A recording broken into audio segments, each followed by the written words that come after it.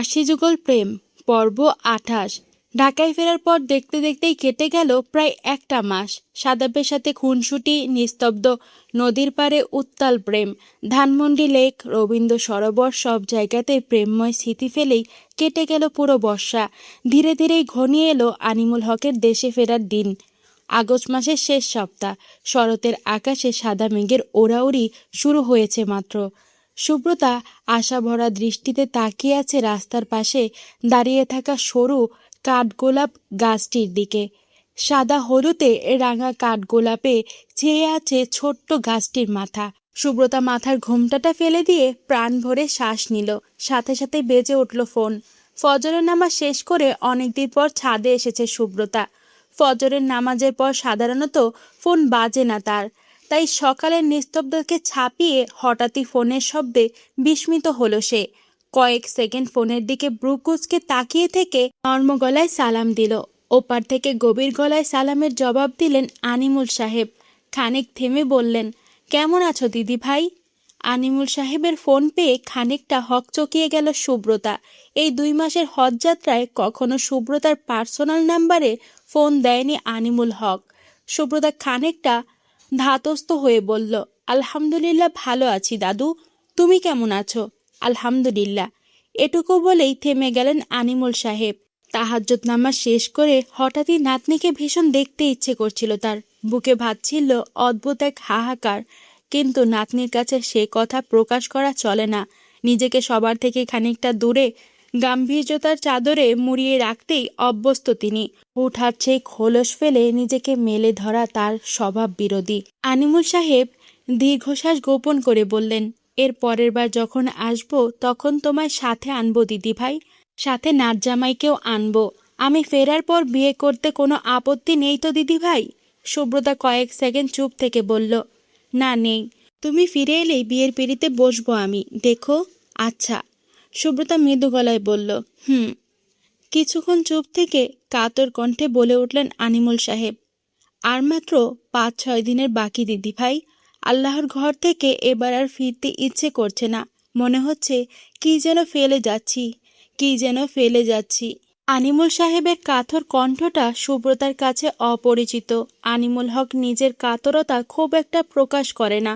সুব্রতা প্রথম দফায় খানিকটা বিস্মিত হলেও নিজেকে সামলে নিয়ে বলল, কি ফেলে যাচ্ছ দাদু?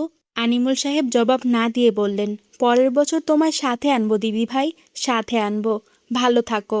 এটুকু বলেই ফোন কাটলেন আনিমুল সাহেব। সুব্রতা কিছুক্ষণ চুপচাপ দাঁড়িয়ে থেকে হঠাৎই ভীষণ খুশি হয়ে গেল। চোখে মুখে খেলে গেল অদ্ভুত এক জ্যোতি। ছাদ থেকে খুব দ্রুত নিচে নেমে গেল সে। ভোর ৭টা বাজে।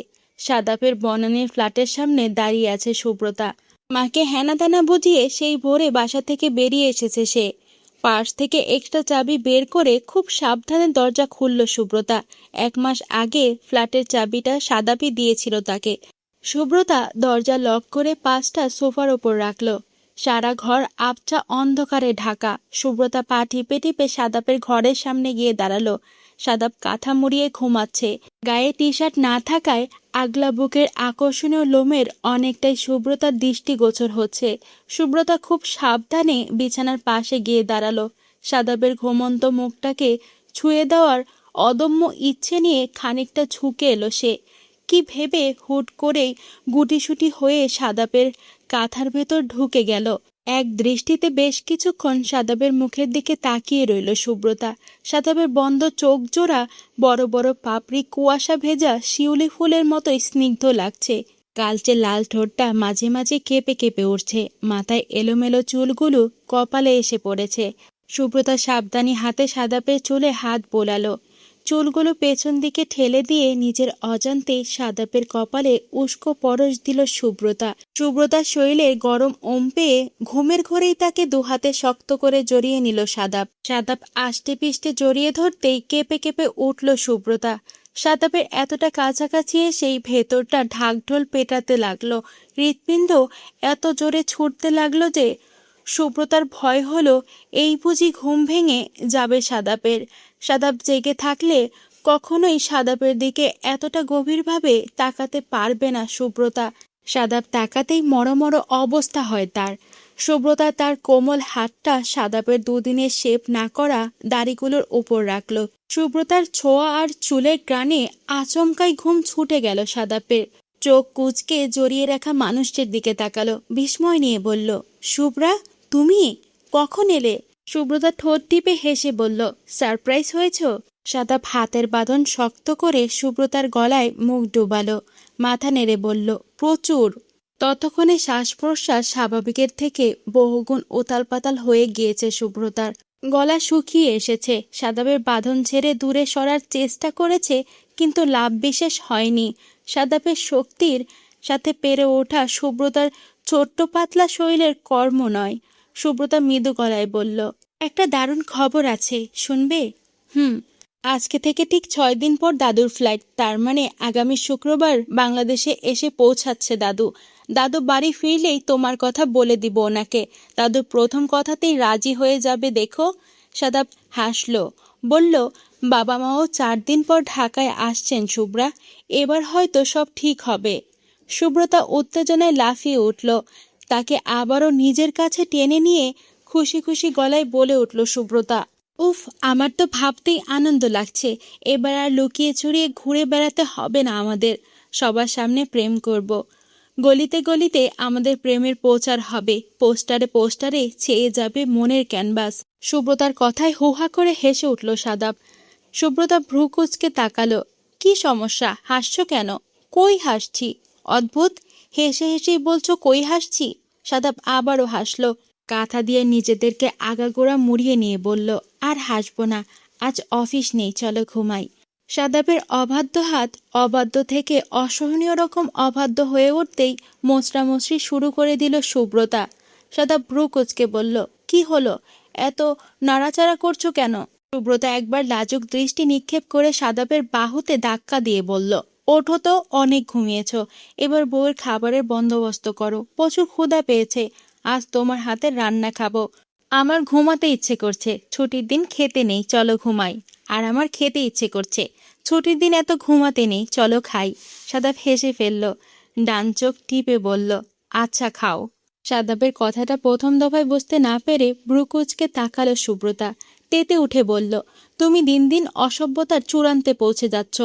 সাদাব আবারও শব্দ করে হাসল, শোয়া থেকে উঠে বসে বলল, কতক্ষণ আছো?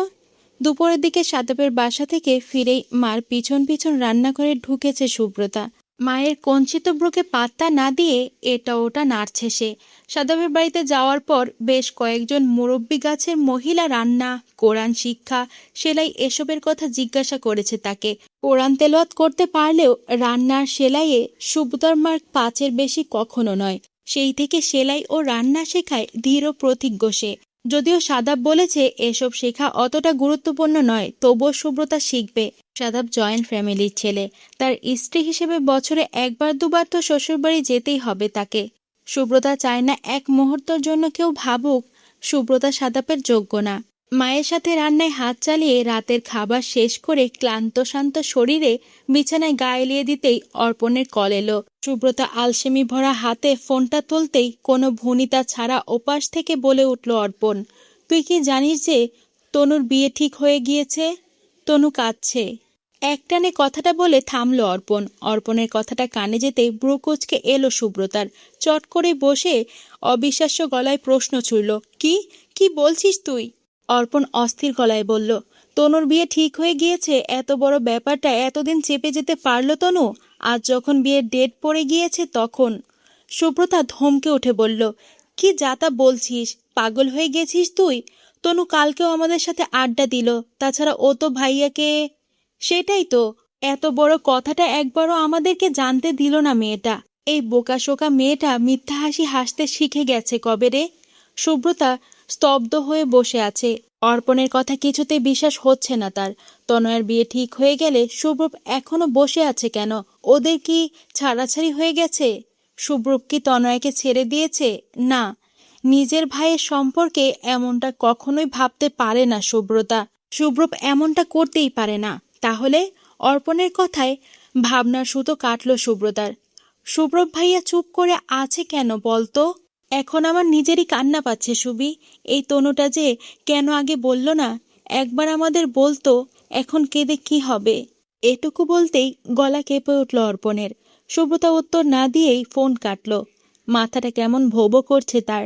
সুব্রবের সাথে তনয়ার সম্পর্ক না থাকলে, তনয়া সুব্রবকে ভালো না বাসলে এতটা ভাবতে হতো না তাদের। কিন্তু আবারও সেই কিন্তুর মাঝেই আটকে গেল সুব্রতা। পাশে রাখা ওড়নাটা গায়ে জড়িয়ে নিয়ে দ্রুত রুম থেকে বেরিয়ে গেল সে। ভাইয়ের রুমে উকি দিয়ে ভাইকে দেখতে না পেয়ে ছাদের দিকে পা বাড়ালো। এদিক ওদিক তাকিয়ে ছাদের এক কোণায় কারো ছায়া দেখতে পেল সুব্রতা। সিগারেটের মৃদু আলোয় ওঠানামা ব্যক্তিটি সুব্রব নাকি শফিকুল সাহেব বুঝে উঠতে পারল না সুব্রতা। ধীর পায়ে কিছুটা সামনে এগিয়ে গিয়েই বিস্ময় নিয়ে বলল, ভাইয়া তুই সিগারেট খাস? সুব্রতার বলা কথাটা সুব্রবের কান পর্যন্ত পৌঁছালো বলে মনে হলো না। সুব্রতা আরও একটু কাছাকাছি এসে দাঁড়ালো। গলায় জোর খানিকটা বাড়িয়ে নিয়ে বলল, ভাইয়া শুনছিস? সুব্রব খানিকটা চমকে উঠল। ঘাড় ঘুরিয়ে এক পলক সুব্রতার মুখের দিকে তাকালো। মুখ ফিরিয়ে বার কয়েক সিগারেটে টান দিয়ে সিগারেটটা দূরে ছুঁড়ে ফেলে বলল, রাতের বেলা ছাদে কিছু বলবি? সুব্রবের স্বাভাবিক কণ্ঠ শুনে অবাক হলো সুব্রতা। এই মুহূর্তে সুব্রবের মুখটা দেখার তীব্র ইচ্ছা জাগতে লাগলো। জানতে ইচ্ছে করতে লাগলো সুব্রবের সুপ্ত মনের সত্য সেই কথাগুলো। সুব্রব কি সত্যি কষ্ট পাচ্ছে না? একটুও না। আশি যুগল প্রেম পর্ব 28 এখানেই শেষ করছি। আজকের পর্বটা আপনাদের কাছে কেমন লাগলো অবশ্যই কমেন্টস করে জানাবেন। গল্পটি ভালো লাগলে চ্যানেলটি সাবস্ক্রাইব করে বন্ধু হয়ে পাশে থাকবেন। সবাই ভালো থাকবেন, সুস্থ থাকবেন। আল্লাহ হাফেজ।